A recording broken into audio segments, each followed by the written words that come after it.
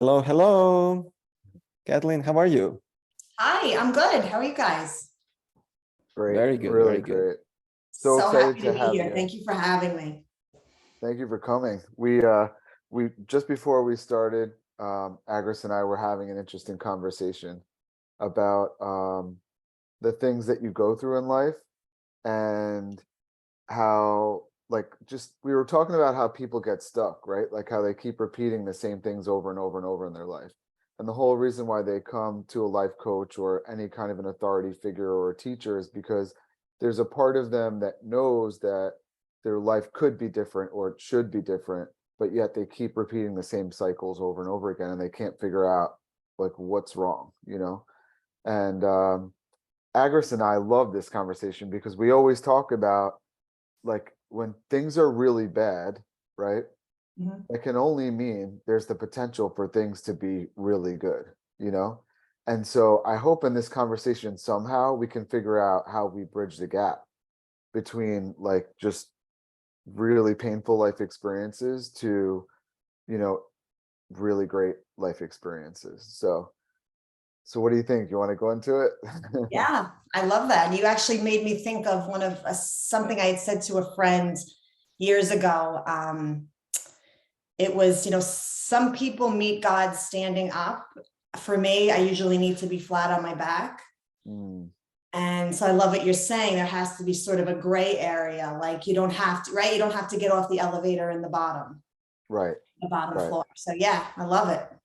Yeah, I mean, I think it's like a fantasy for so many people to wish that we were born rich or we were born like in the perfect family or that we were born like all the conditions were perfect, and it's easy for us to be deceived by the illusion that somehow that would be better for us.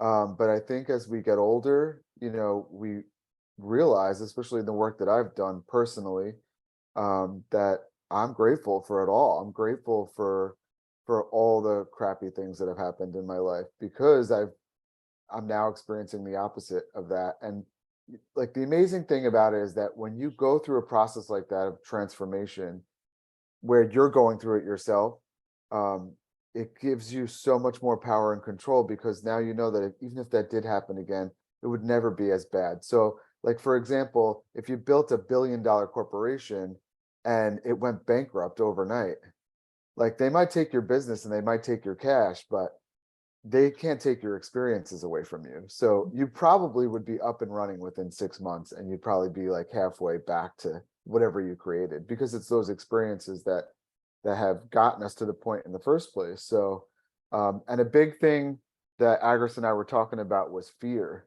and how fear is really the thing that holds everybody back. So do you find that in working with things in your life and also with your clients and stuff?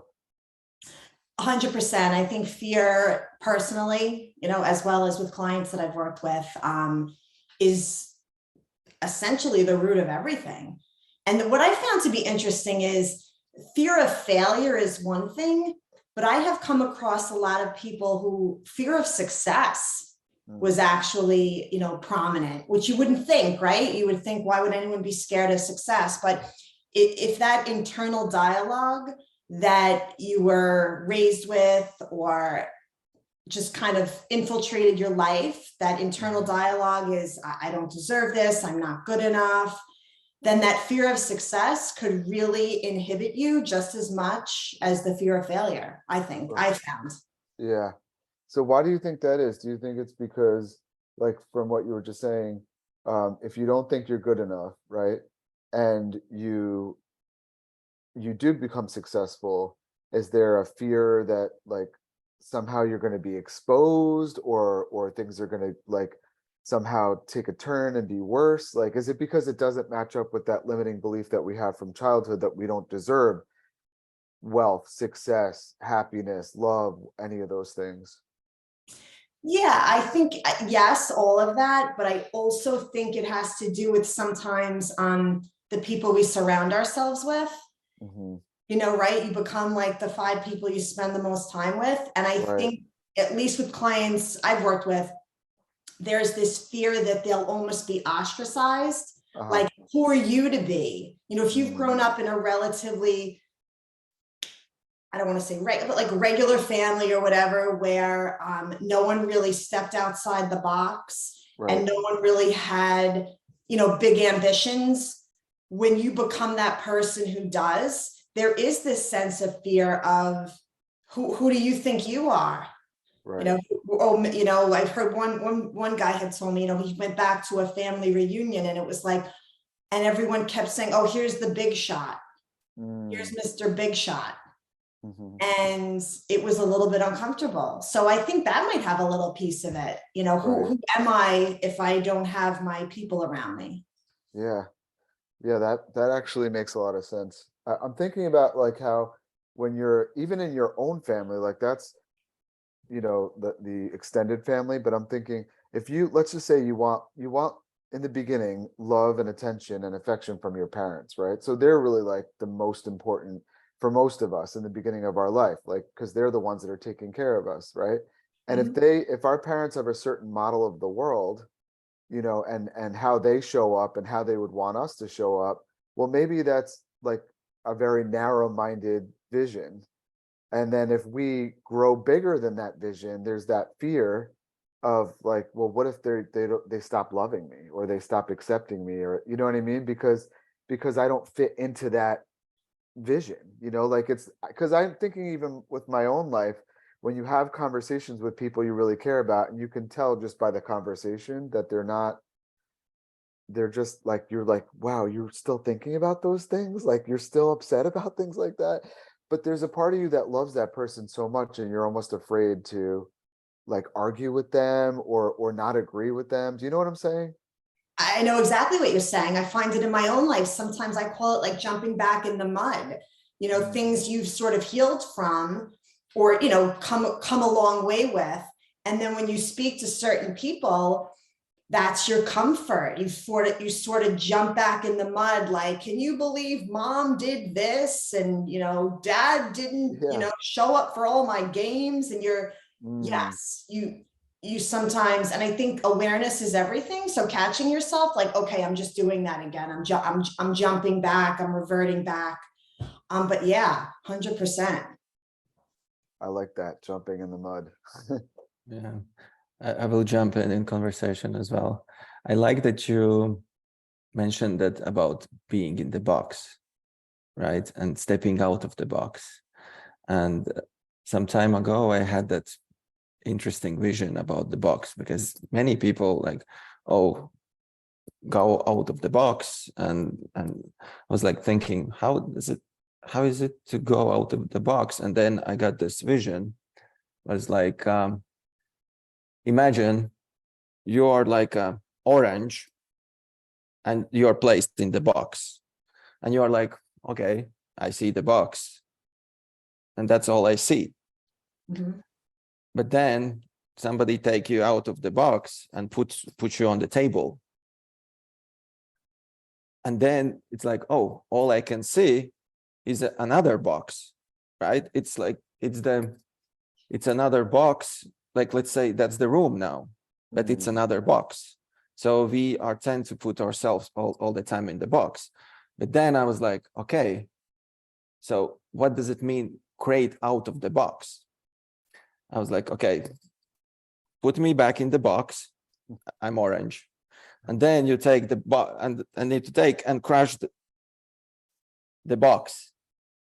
And you blend into the box and you become the box as orange, you know, you just become the box. And once you become the box, now you can take any shape you want. So you start to actually take that box and create different shapes. So you actually create out of the box. You take, so this is how I got a vision. I was like, wow, wait, for me to create out of the box, I have to become the box. Wow. Wow, that's powerful.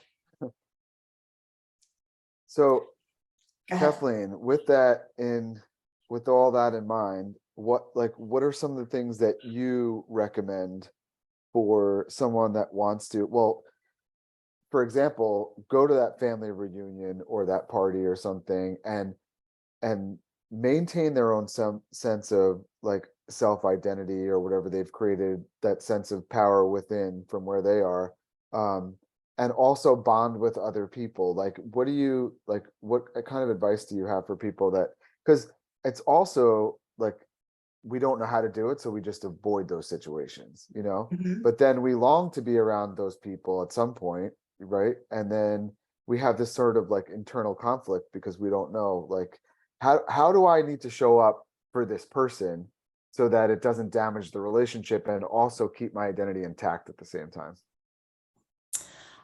Great question. I have found that I think it's just reading people's energy.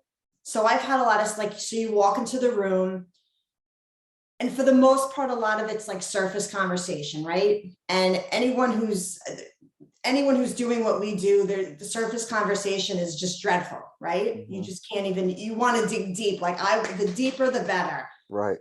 I have found there's someone in that room. If you make the switch to like, how can I be of service?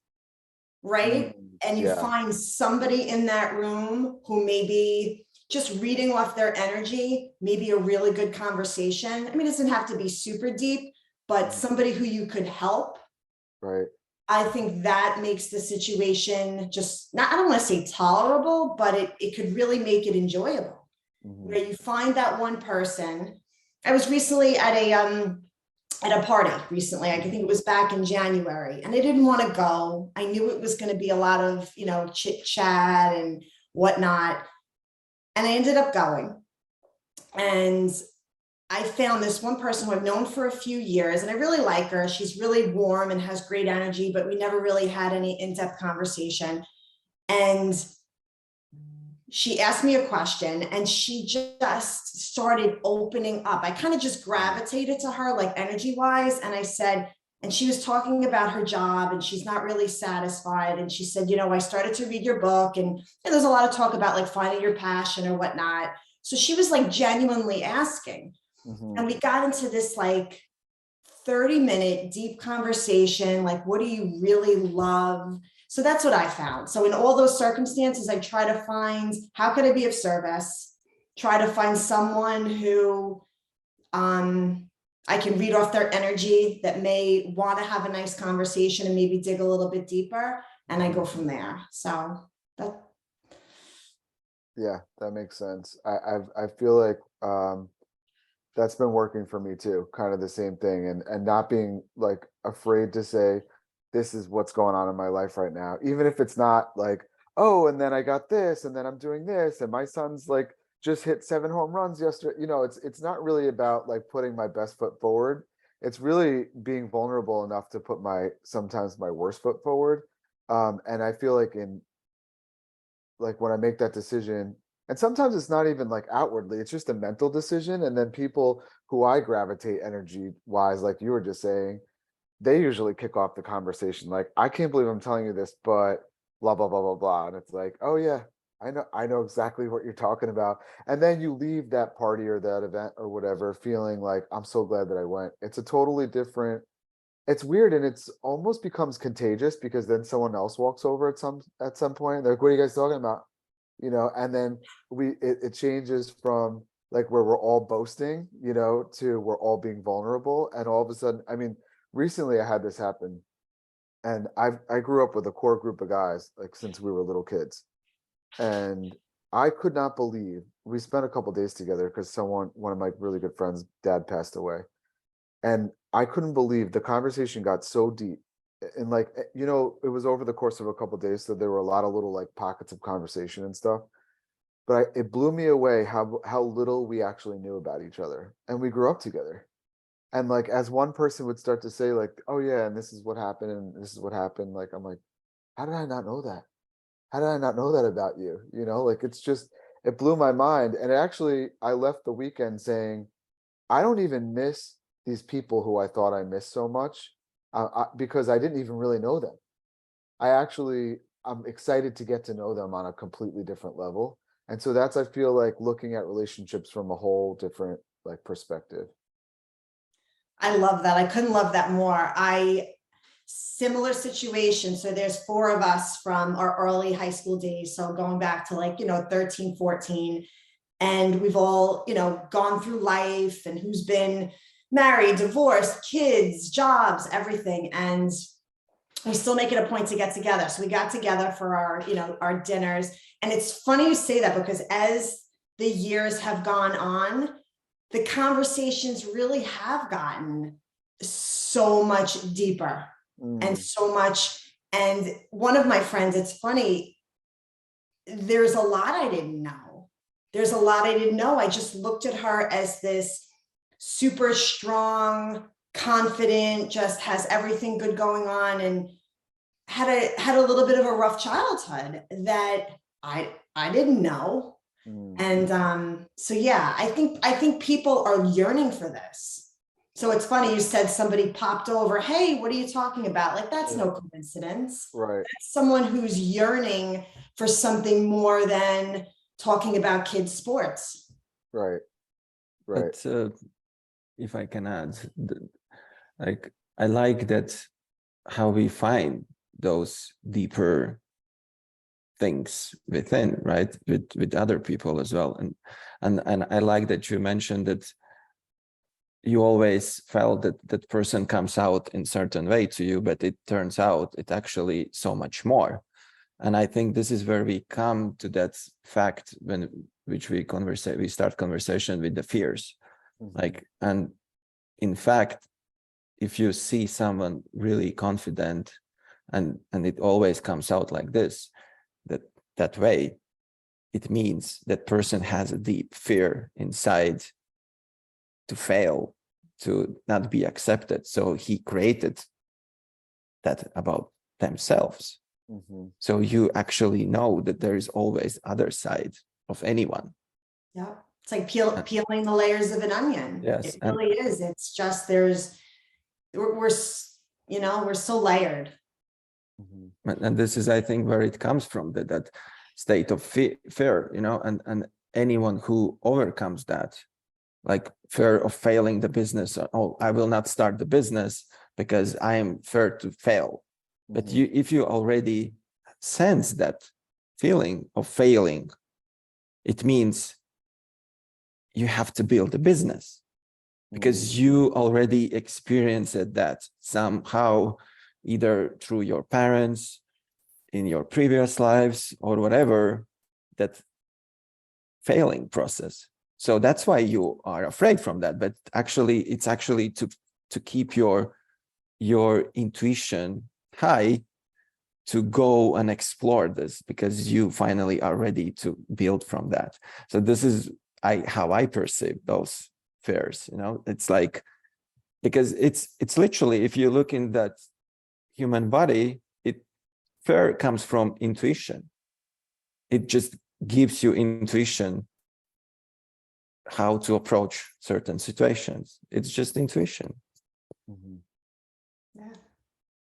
I think that I know where you're going with this, Agris. This is kind of what we were talking about right before we jumped on. It's just like, and I love it. It makes so much sense, because when we get to a point in life where we realize that all the crappy things that happened really just mean that the opposite is now ready, right?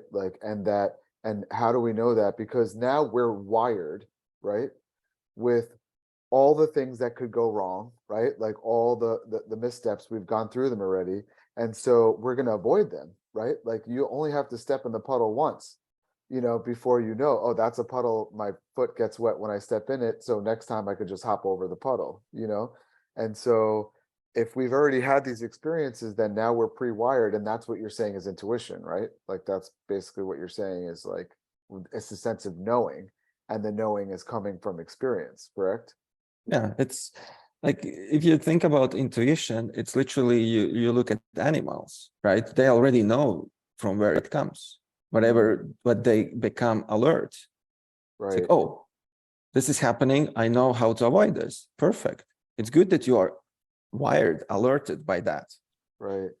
So Well, it's nothing to be afraid from, in a sense. Of course, it creates that feeling which you are uncomfortable, but you are being alerted. Okay, look, don't make this mistake again. So you know how to take the approach. And when you said animals, you just made me think that, like, when the baby fawn is born, right? Like if a potential predator shows up, the fawn knows right away to just jet, like, like just takes off. Where did that come from? It didn't have time to learn that from the mom. So there must be like things that are innately wired within us, right? That tell us what to do in certain situations, right?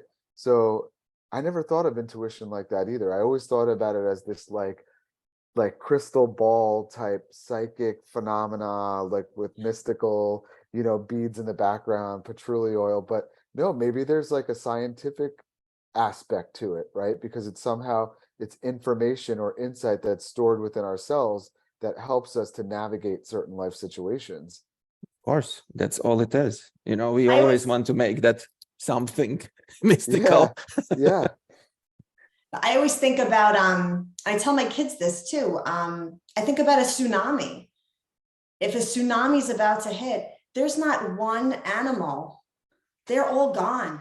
Uh-huh. They're all gone way before. So I always joke with my kids, if you're ever on the beach and you see all the animals just running, just get the hell Just off run.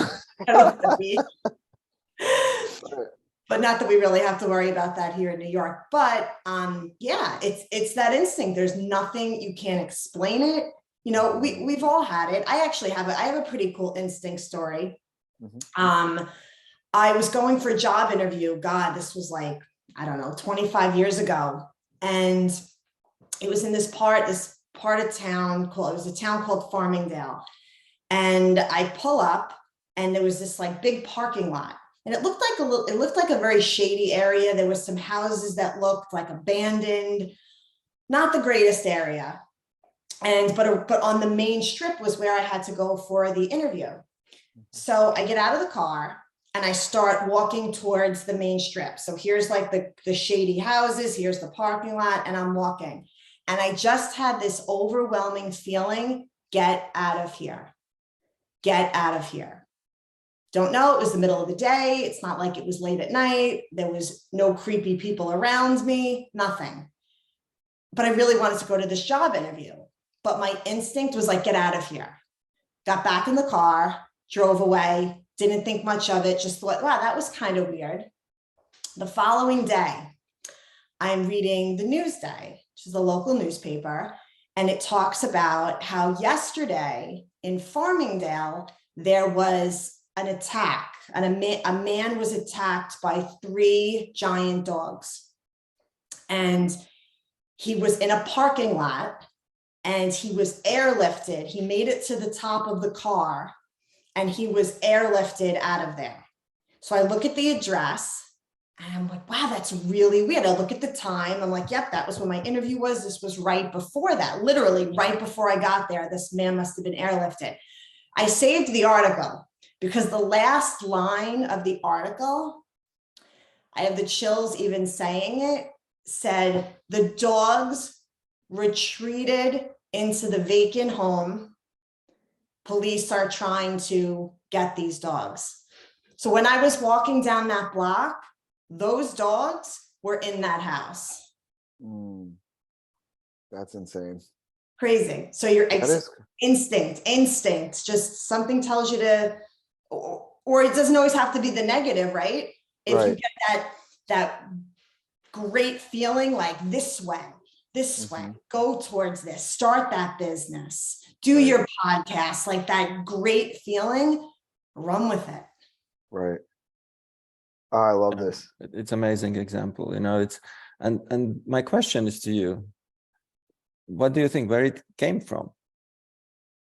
Where it came from? I think it's like your inner, I call it your inner GPS, I think from God, from spirit, source. Yeah, you're always, and I think it's amazing reminder to everyone that we are always connected. right? We don't think, like we usually ask sometimes silly demands or things, oh, why it's happening to me or something. And we think that we are not connected, but we are always connected, always. And I had sort of similar stories as well, where I been saved in different situations because I put myself as well in lots of discoveries in my life, you know. But it's funny how we are connected, how we know that we are going through this life, and we will be saved in a manner if it's not supposed to happen. Certain things. So it's interesting. I'm really amazed, you know, how we can be connected, how we can listen to that intuition, to that gut feeling, to that emotional source, everything. You know, we have so much tools within to really to take that authority within, to own it, to who we are. And actually that's what you explained. There is like, and I'm really big fan of human design because I can find so many answers in human design. And there is this gate of intuition in now. So you actually had that intuition in now, and this is very important, to always to listen in now, to be in that state of never doped, to put that whatever comes in now. Right. It's beautiful. Yeah. And sorry, you just stunned me with that, because that's like huge. I mean, that's really like that. You're blending like really deep spiritual truths, right, about the power of living in the now with like practical, like how to survive in that moment. Like this story that she was just telling us about 25 years ago. I mean, that was like, there's like, when I think live in the now, I think like Eckhart Tolle, like meditating and like, did you hear that? Did you smell that? You know, like, but it's really the same thing as what you're talking about, Kathleen. You know, when you're walking down the block and your focus is really on getting to your job interview, probably thinking, am I wearing the right thing? Am I going to say the right thing? What's it going to be like? Blah, blah, blah, blah. But something connected you, right, to a more powerful, important message, and you listened to it. You paid attention to it, right? And the biggest takeaway for me in that story was that this is something that happened to you 25 years ago. And if you didn't read that article, let's just say you convinced yourself the next day that what really made you leave was your own fear. Like you didn't want to show up to that interview. Let's just say you never found that interview, you never found that article. Then you could have come up with a million different reasons why you left. But I feel like everything happens for a reason. And you read that article and it was like, boom, you had this like evidence now that, yeah, there's something bigger than you that was communicating with you to save your life or to save you from getting really hurt, right? And because of that, you now formed a belief. You've formed a belief in intuition, right? You formed a belief into a higher power, a higher knowing that you could communicate with this. And it probably guided you for the next, up until today, right? Like, because now you believe that you have this. And so you don't have to really rely on other people. You could rely on yourself. You could literally just be walking down the block, doing your thing. And then all of a sudden, like you could have access to this information and it could help you or guide you. So have you felt like that's, once you accepted that as a belief, that it sort of changed things for you? And if so, like, how do you use it in your life? Like as a mom, as a coach, as a business owner? Yes, I definitely, one of the things I do struggle with though, and I'd love to hear both of your insights on it, struggling between, is this fear or is this my intuition? Right? Like, am I just being scared? But I actually, yes, my son now, who's 13, my middle guy, he's 13 now, but when he was first born, he had some stomach issues. So you're going back to 2006. He was 5 weeks old. He had some stomach issues, and they did surgery to correct it. And they told me he was completely fine. And they sent me home and they said, okay, he's totally fine. And I'll never forget it. I woke up, it was a Friday morning. Now, again, is this fear or intuition? It's kind of like, and I'm just looking at him, and here's this little bundle. He was like 10 pounds, 13 ounces at birth. He was huge. Here's this little bundle of what looked like health. And I couldn't get out of my head, something's wrong. Something's wrong. This is wrong. And I packed up this kid and I put him in the car and I brought him over to the hospital, over to Winthrop. And I said, there's just something really wrong. And they looked at me like I was crazy. And I said, please, I just know that there's something wrong with him. And they said, it was gastric paresis is what they corrected. And they said, he's fine. And they said, it's probably just trapped gas and blah, blah, blah. And it was it was Labor Day weekend, because he was born in August. It was Labor Day weekend. And I wouldn't leave the hospital until they ran more tests. And they were agitated. They were really agitated. It was like, there's nobody here. And I said, I'm not leaving. I'm not leaving. And finally, they called the surgeon who did the initial surgery, Dr. Schwartz, David Schwartz, and they told him, and he said, okay, do one more test.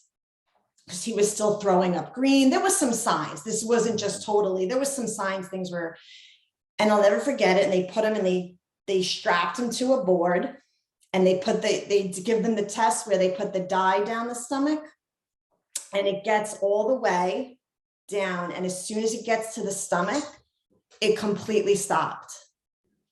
His intestines were completely malrotated. And what happens is they keep turning and turning and turning until the oxygen is gone. And it's diagnosed in autopsy, almost always. Jesus. And they looked at me and they were like, we need him in surgery like now. Took him off to surgery. It was like hours and hours. They had to completely fix his insides. Fast forward, he's 13 and he's totally healthy now. But that is so yes, do I listen to my intuition? Oh my God, it is literally, it's saving my life. There's nothing I believe in more than this, because I think if I would have left and been told you're crazy, God knows. God knows. So yeah. It's amazing. It's another proof of how powerful you are and how powerful everyone are if they listen to it, to their self, and stand on their authority and their truth within, because that's what it is. It's your truth. It's only yours. But you have to listen. You have to listen to that first impulse, especially because I think I want to come back to that. So people mixing it, what is intuition actually, they want to put that, like I can predict the future, whatever, and the intuition is not given for that. Intuition is given exactly for those moments which you are telling us. This is our intuition moments.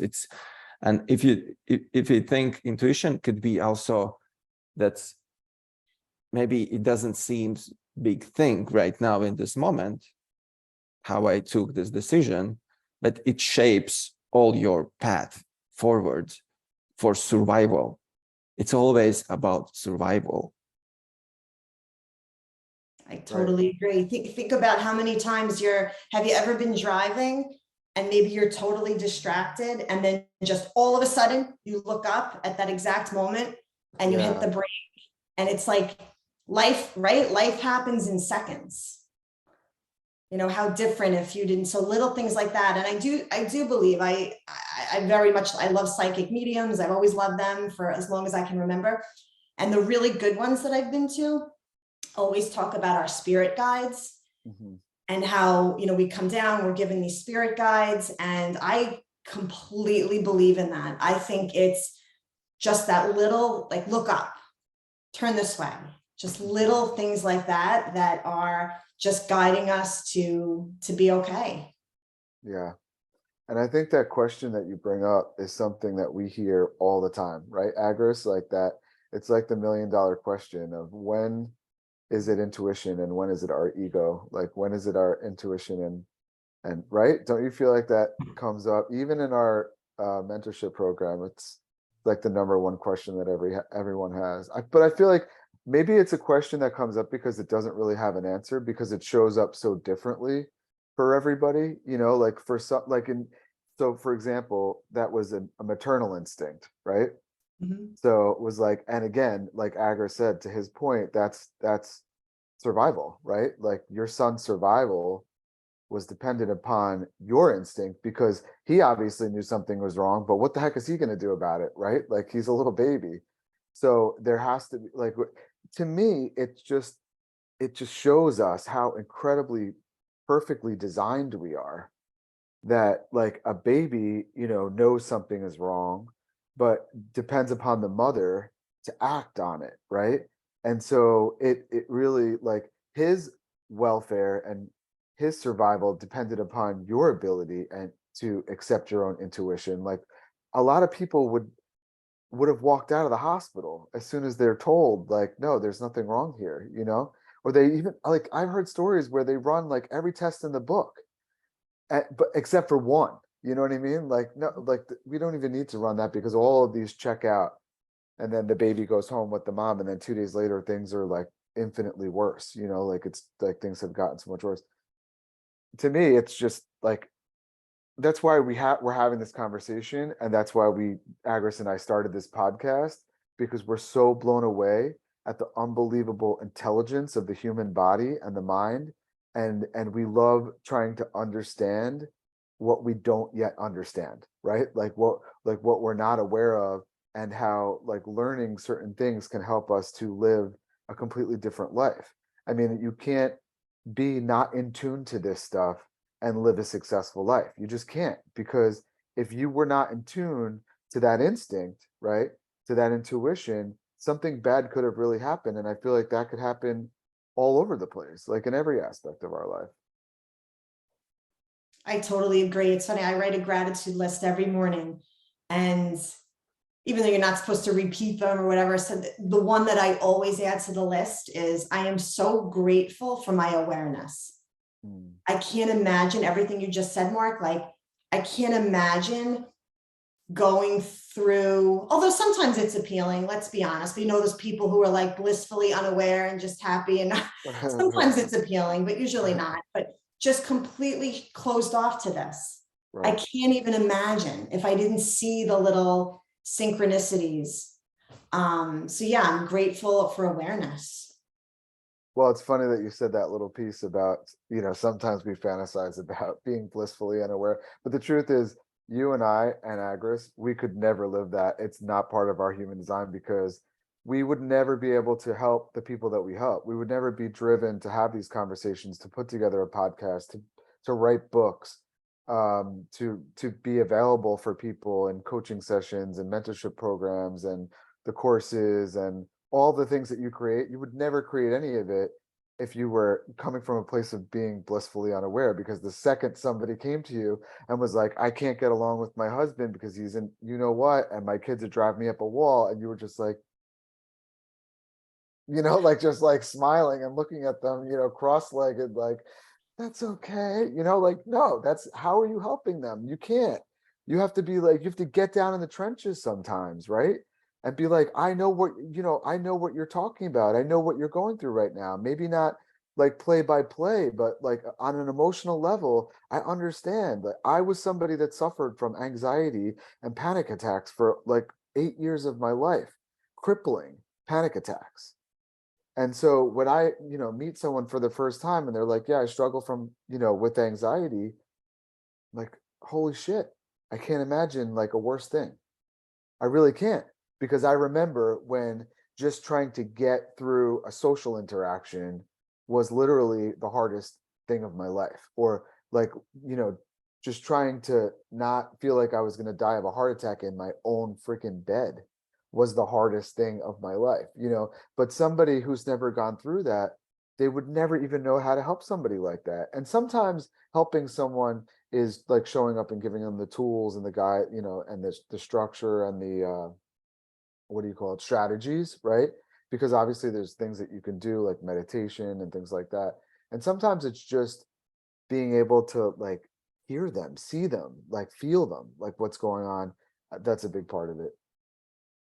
Yeah, I totally agree. I think that sometimes your story may be the only thing that could really help somebody, right? Right. Just your own personal story. Right.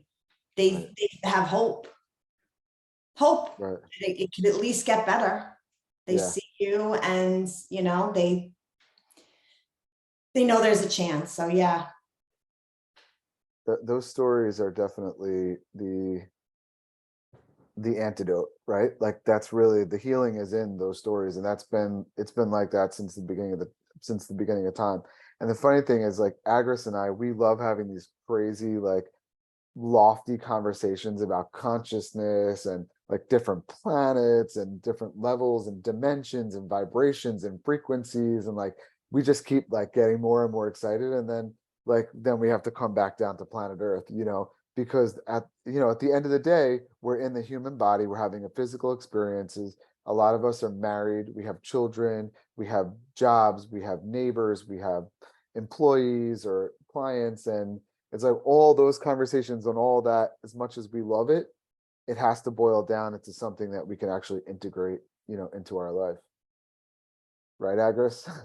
Yeah, like it just reminded me that like I like to do my power walks in the morning where I just react and connect to the nature, and nature teach me lots of things, how to reflect within, because I really sense it that the nature is our reflection from us outside. So it's like it's a good connection, it's good conversation within and outside, just to blend all together. And then this one morning I really perceived that how beautiful is to live in this perspective, and that perspective is coming from that source, in perfect time, in perfect place, in perfect abilities, whatever we are supposed to experience in this physical body. And then somehow I understood that everyone else is reflections, the same reflections from the same source, right? It's just we are the same and I had such a huge respect to everyone who comes in this incarnation and take that responsibility to live it through that experience from that perspective. And that expansion, and I came back home. I was so full of that love and happiness and gratefulness. And I looked in my wife's eyes, and it felt so deep that I can see whole universe of hers. And you don't even need to talk how much we are connected. And sometimes I think, even if we are in that role of coaching and we have the person who comes to us, and sometimes it would be enough to just look into eyes and cry together, to have that ocean of tears and compassion without even talking to each other. That's how I felt in that moment, that just this blissfulness of anyone else experience that perspective they're living for humanity, for us to expand, because this is literally for everyone, is just expand our understanding and vision. Everyone. It's beautiful, how we are adding to the source. Every creature on this planet Earth is adding to the source. Tree, stones, everything, So this is how I felt. I was like, wow, I would love to stay in that feeling forever, but of course I have to come back as well, to the Right. But see, you bring up a great point, because what everybody wants to get to that point, Agris, where they can look at their spouse in their eyes and see their whole universe. Like, I mean, literally what you're describing is why there's Hollywood, like everybody watches that on the screen and they're like, I want someone to look at me the way Agris looks at his wife, like I want somebody to see that universe, what's inside of me. And I think the key component to that, which, like I know because we talk about it all the time, and because it's your life, but I would love to share this with our listeners. And I also want to get Kathleen's, take on this too. But it's like, let's talk about the work that you did to get you to the point where you even decided to go on these power walks that you go on, that you wake up, because people don't even know what you're talking about. And I feel like there's so much wisdom in what you do. I mean, so there was a journey that you went through. We won't get into the whole details in this podcast, but you went through your own personal journey of transformation. You did your own healing work. You found your own authority. You found your own connection to source. You honor that and explore that and connect to that by waking up at some ungodly hour. I'm not sure what time it is, but early in the morning, so that you can, by the way, Kathleen, he wakes up and he goes for a walk before the sun rises, and he wakes up basically with the sun. So the sun rises and he witnesses the sun rising, and then allows himself to blend, talk about the orange becoming the box. He allows himself to blend with the sun, and then is able to see the world through the sun's eyes. I mean, it's just incredible. And then he comes back after that entire experience, and now he's operating from that vibrational frequency, right? Like now he's in alignment or coherence with the sun, which you could say is the light or source, right? Metaphorically. And then he's bringing that into his house when he comes home, and when he's looking at his wife, he's looking at his wife through that perspective. You know what I mean? And so there's an actual process going on here. And I think that's what people want to know. Like, how does one get to that point? Like, and the best thing is when your wife experiences, and I'm like, I don't know for sure, but I'm guessing that when she's experiencing you, feeling her, seeing her like that, she probably sees the best in herself.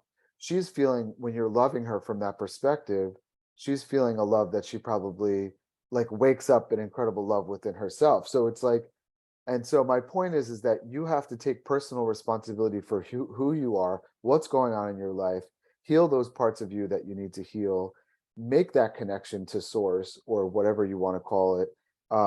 Make sure that you integrate that time into your daily practice, right? Because we gain it and we lose it. We're there and then we're not there. So we have to make it a habit or a ritual, and then incorporate it back into our life. I love it. And the funny thing is, Kathleen, I get the text messages from him, and he'll just be like, he'll send me like an emoji of like the head blowing up.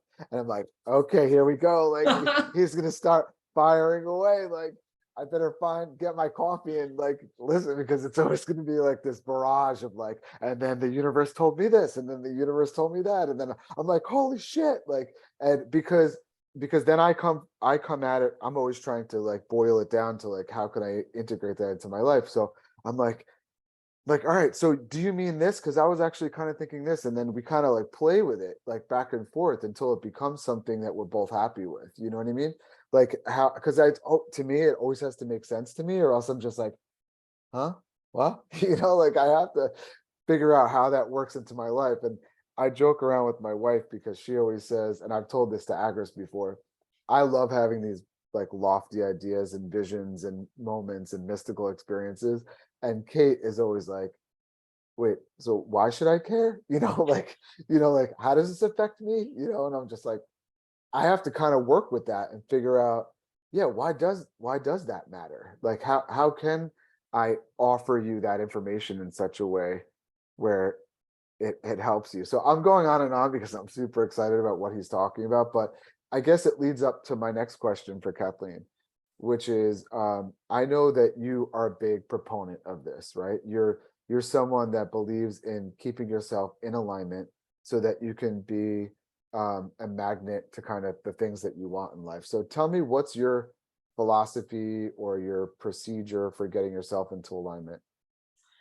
Great question. I am a huge, like Agris, the morning. I think the morning is everything, right? So like, what do you do in that first hour, the power hour? I'd gone to a workshop right in the beginning of this journey, of my own journey of transformation. And, he talked a lot about the power hour. Once I started implementing that, it just made huge changes. So getting into alignment, as soon as I wake up, I try to, I think of 3 things I'm grateful for before my feet even touch the floor. So right away, getting into, gratitude. I do some inspirational reading, stuff that actually, the stuff that I read is actually stuff that I've written, as far as like, I like to write out my goals. I like to write out, what does my ideal life look like? What is my intentions for the day? How do I want to feel? What do I want this day to look like? How does it go? How do I interact? How do I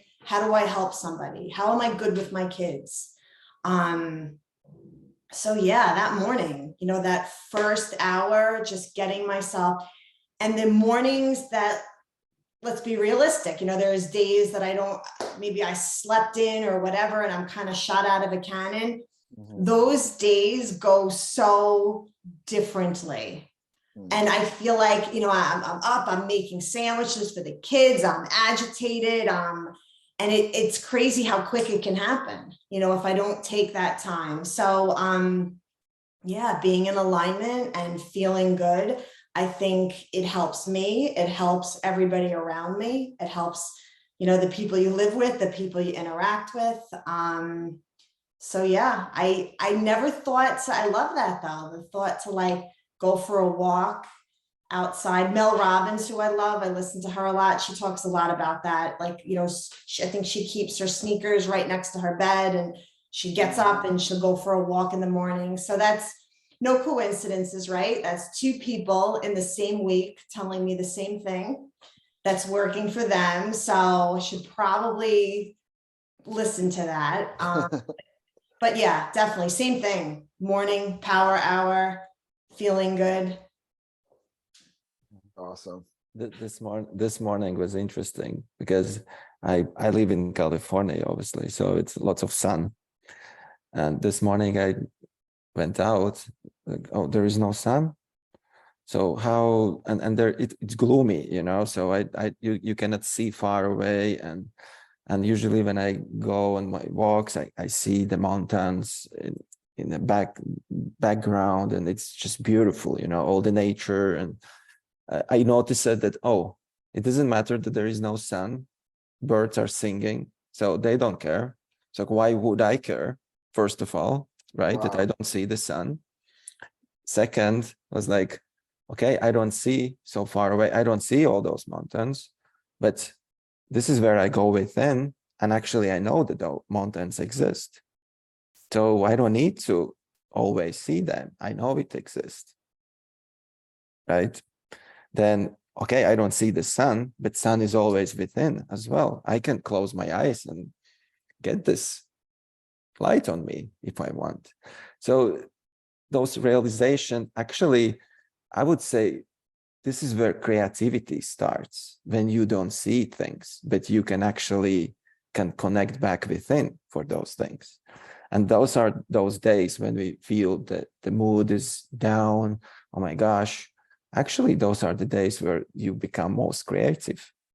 Same like universe. If it's not sunny day, you can get creative. You know what to imagine, that it exists.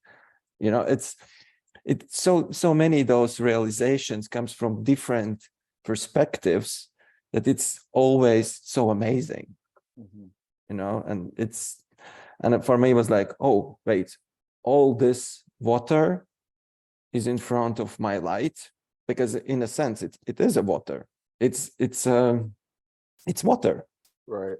I was like, wait, but water is something which connects so much faster, because through the water you can connect so much faster. You even drink the water in the morning to reconnect all your body Mm, to wire it into that state mhm. of being. You know, it's so interesting how everything from within relates to outside. I was glad that you said that, because when you were first telling me that this morning, my first thought was, well, that's great for Agris because he lives in sunny California and he's got beautiful vistas everywhere. So like no matter where then I was thinking to myself, that could only work until this was before he had a chance to even like take it any further. I was thinking that could only work when it's a beautiful sunny day and you live in California with like beautiful vistas everywhere, right? Because I've been there and I know what that's like. I have pictures to prove it. And then he said like a minute later, but Mark, you know, it's cloudy today. So I didn't have my views. I couldn't see the sun. And I was just like, okay, so then what'd you do? You know? And then he was telling me, well, that's where I go inside and I use my imagination because whether I see it or not, I know it's there. And I was like, holy shit. Because that's where we get stuck. Because we get up, we put our shoes on, we go out there and we're like, oh, wait a second. I connect when the sun is shining and I connect when there's nothing blocking my view. And today the sun isn't shining and my view is blocked. So I guess today I'm not going to connect. And instead of like having that attitude, which so many of us have had at different times in our life, like when we find a system or something that works for us, and then all of a sudden it's not there anymore, and then we have to figure out like how to find meaning and happiness with these new circumstances. Like that's the epitome, Agris, of creating, like having an immediate channel for like changing and shifting your perspective to get not only what you needed, but something even more powerful, which is I'm going to see it even though I don't see it. Because I can use my imagination because I know that it's there. And that I feel like translates to how we should be forecasting our life, because we have a vision. Like we have a vision for the podcast. We have a vision for the business. Kathleen, you have a vision for how you want your book sales to go and how you want to be perceived by your readers and the business that you want to grow. But it's not physically there yet, right? Like you have a vision for the book before you even write the first page. But you have to get to a point where you go within and you have to use that, like that faculty of our imagination to visualize. And then I love the idea of the water like amplifies, because what I hear you saying in that is that your visions are actually more powerful than the actual physical manifestation, because once it's physical, it's limited, right? But the vision is unlimited and you can change it. Like, you know, like you could say, oh, actually, no, I want it bigger, you know, I want it even bigger. But like it ties into the whole, you know, when someone's trying to build a business, even financially, like we set financial goals for $100,000. And then like we hit that, like we work and work and work and we hit the $100,000. And then we're like, we want to hit maybe $150,000 and we get stuck, because now we're working within the limited mind frame of what we did to get to $100,000. But what we could do is we could then use that opportunity to go within and pretend like none of that exists anymore and visualize from the vantage point of like using our imagination. I'm getting carried away here, so I'll let Kathleen speak, and then I want Agris to chime in with that. But does any of that like make sense to you? It makes total sense. What stuck out to me is, and I'm a strong, huge believer in this, that if we're constantly looking for external circumstances to line up in a certain way, and that's our criteria for us feeling good, then we're screwed, for lack of a better word, because external circumstances are always changing. It's going to be cloudy. People, you know, there's a saying, I love this. It's, if everyone would just read my script, we would all be so happy. And right. People don't read our script, right. And people, you know, things don't always work out the way we want them to. So yeah, I think having that faith that it's there when we can't see it is huge. And I think when I mentioned before in the beginning of my day, when I imagine my ideal life, that's all imagination. And it is more fun than the manifestation, because it could, like, I know exactly what you're saying. Like, you could go anywhere with it. It could be as big as you want it. And it is so much fun. Like, why not? You have one go at this. Like, have Right. fun with it. Like, what would it look like? And I don't think anything happens. Everything starts as an idea. Every single thing. I was actually driving home yesterday from a lacrosse game with one of my kids, and they could care less. Watching their reaction, they could care less what I was saying, but I was pointing out different things and saying, I said, isn't it so cool that everything started as an idea in someone's minds? And they're like, what do you mean? I'm like, that road sign, that was somebody's idea. They said, we should put a sign here, the car in front of us. Somebody thought of that. So I'm getting carried away. But yes, I'm hearing you. everything starts in the mind. Everything starts as an idea. That's crazy. And I believe everything in the world, the trees, everything with that expansion, everything started with an idea. Yeah, definitely. And it's all within us. It's self-contained. And it's so funny because now I'm getting excited at the thought of thinking almost who cares what's already been created? Because really, let's like think about what hasn't been created yet. Like we're all striving so bad. Like we have a point of reference. Like, let's say you want to be a life coach and you say like, I want to be a life coach. Well, what does that look like? And we find someone that we want to model our behavior after, but like, what if what's inside of you is a variation of life coaching that doesn't even exist? So it's almost like this is proving to me why it's so important to spend more time going within ourselves and seeing like, how do I want to express myself as a life coach? Like, how do I want to show up? Like, and how am I wired? And this probably ties into what Agris is passionate about, which is human design, which I don't know if you're familiar with, but basically says that like it's determined by what time and where you're born. Kind of I'm doing a terrible job of explaining this, Agris. So let me just let you like take over. Go ahead. Oh, okay. I'll continue. So he's muted for a second. But basically, we're wired in such a way that we have abilities and strengths and abilities that we could show up in the world and express ourselves in a way that nobody else could. And then even on top of that, we have life experiences that are entangled into that, which makes like a fertile like playground for something that has never existed before, ever in the history of humanity on this planet, and it's within you. I mean, if that doesn't get you out of bed in the morning, right? Like, think about that.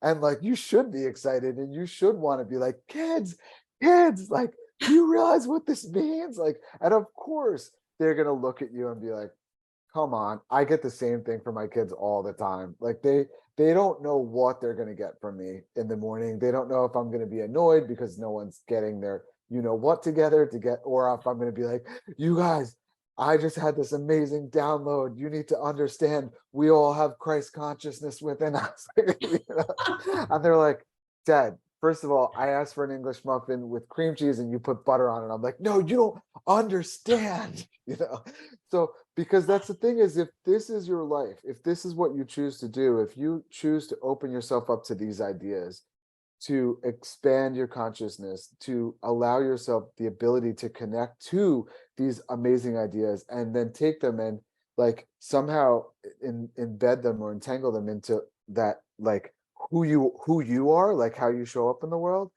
then yeah, we're just basically exploding with ideas and potential. And then it's up to us really what we do with it. And then to take it one step further, I think that's where the healing journey, like I know that we're wrapping up and this could probably be like the beginning of a whole nother conversation. So I hope you'll come back. But then we get to a point where we're super excited. We have the inspiration, we have the ideas, but then we feel stuck in actually making it happen. And I don't know about for you, but what I've realized is that I was getting stuck in my own life because I had these grand visions, but I couldn't follow through on a lot of them. And what I didn't realize is because I had so many fears, like tied into childhood trauma, that I had to face. You know, like I had to be willing to finally look at parts of myself that I had repressed for so long, in order to heal those parts of myself and reintegrate them into my life. And then I was able to like take some of those steps forward. Has that showed up for you in that way at all?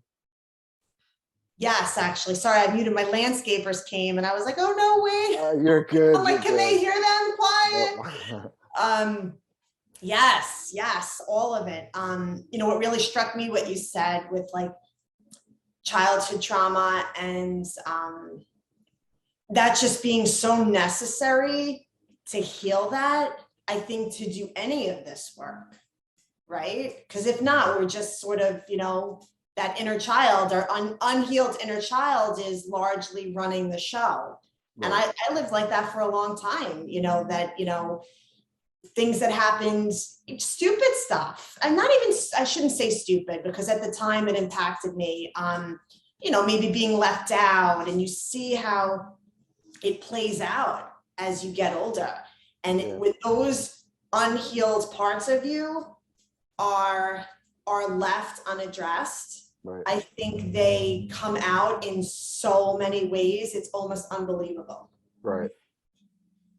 And sometimes like unbearable and extremely painful, and you can't even figure out why, right? Yep. It's Yep. crazy. It's crazy. Agris, can we reel you back in for a second? Yeah, for Okay, sure. You good, know, good. it's yeah, and I like how you explained. Sorry, I had as well some strange background noises, and it's just something you cannot control. You just live with that, right? So Mhm.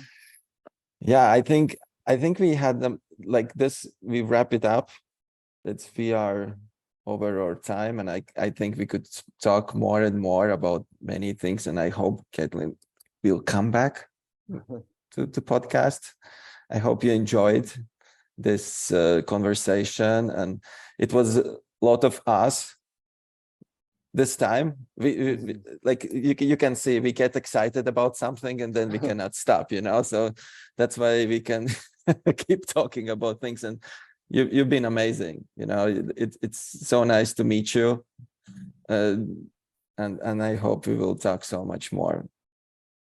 Thank you. I could, and I too could do this all day. You're making me want to go like sign up for a workshop and right? Like you could do this once you do this, you can't, it's so hard to, it's like you said before, to like come back down, right? Because I kind of like right now, I feel like I'm kind of floating here and now it's like back to reality. So yeah, I love floating up here. So anytime I can engage with people who are, I'm in.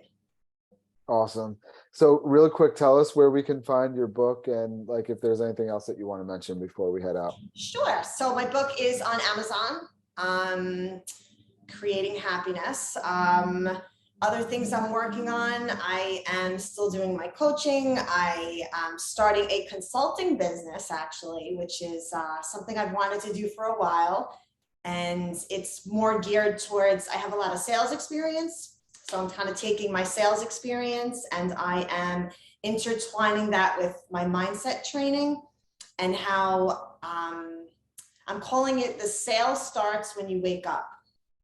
And it's all about what do you do? What is that energy you're giving off? People think it's just when you walk in and you're in front of the customer, that's when it starts, and it doesn't. It starts when you wake up. And how are you, just as how am I showing up in the kitchen with my children?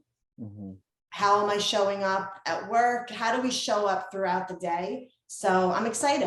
I'm just going to be launching that soon. Awesome. Great. We'll be paying attention to that. Thank you again so much for being with us. It's been awesome. Awesome. Thanks, guys. Have a fabulous day. Thank you. You too. To be continued. To be continued.